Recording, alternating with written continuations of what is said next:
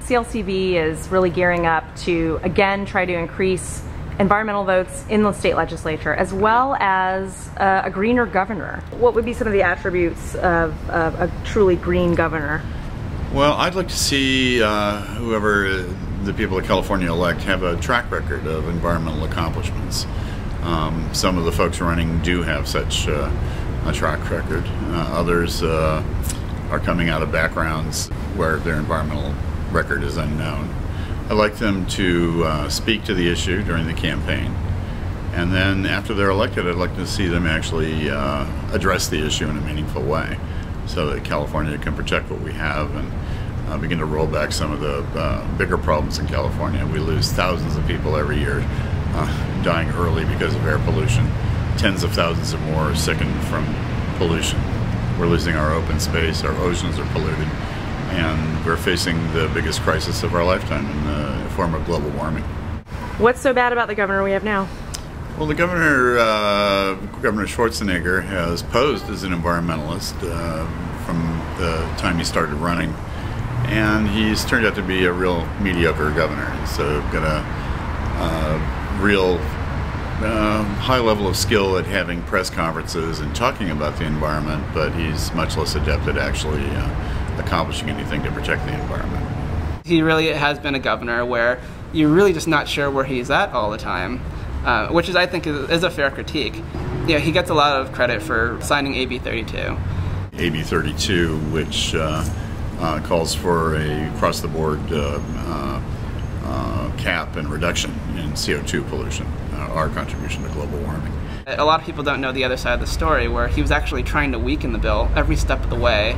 And it was thanks to the leadership of Fran Pavley and strong negotiation skills of Fabian Nunez, where Fabian stood his ground and said, you know what, take it or leave it. This is the bill. We're not going to let you weaken it anymore. And Arnold signed it, and of course he's now known as the big green global warming governor. The choice is often between people who care more about the needs of business and industrial interests than protecting the environment and protecting public health. We are constantly working to educate voters as to who is the real environmentalist, and if they have a record, we make that record available.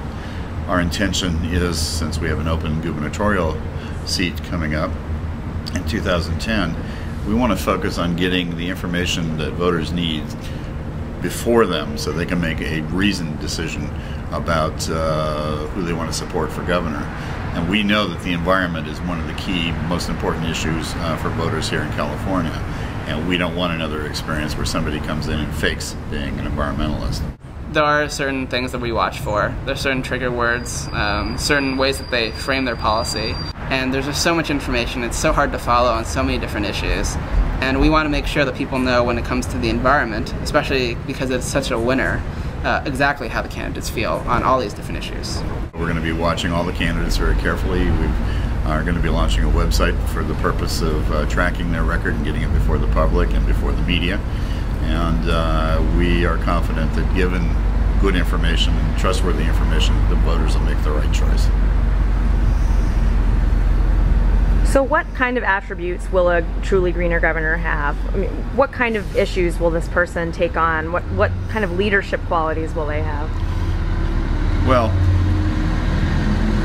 most importantly, I think, is the last you mentioned. They need to be a leader. They need to not only talk about California's needs, they need to be able to work with the legislature and deliver solutions for California's problems. We face a number of crises in California, the fiscal crisis being probably the most manifest currently, which limits our range of options on everything we want to do. We're desperately in need of a better transportation system here in California. Transportation directly impacts climate change. We're desperately in need of the ability to make our parks available to the general public. What good is a park system that's closed? We need to be, given the relentless growth of California's population, it becomes increasingly vital that we protect the remaining open spaces and wildlands that we have for the benefit of future generations. And we need to husband our resources, in such a way that the industrial processes and the jobs that we create don't exacerbate environmental problems in the future.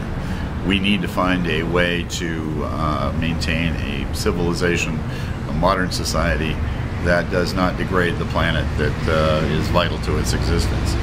We need to quickly as possible address climate change in California, because we're going to lose big chunks of our coastline. We're going to have ongoing water crisis because of climate change here in California. We need to invest in the infrastructure and other resources necessary to address those issues. Well, we actually work with the entire environmental community on this. It's not just our questionnaire, it's the environmental community's questionnaire.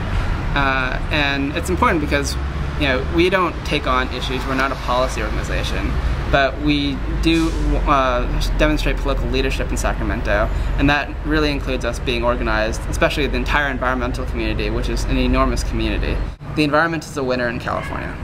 People love the environment here, and it's easy to understand why. California has, for a long time, been a leader on environmental issues. The measures we've taken here in coastal protection and clean air protection, protecting drinking water on toxics, have led the nation and the world, in many cases, to take action to protect the environment. When California does a thing, because we're so huge, the rest of the world pays attention and follows.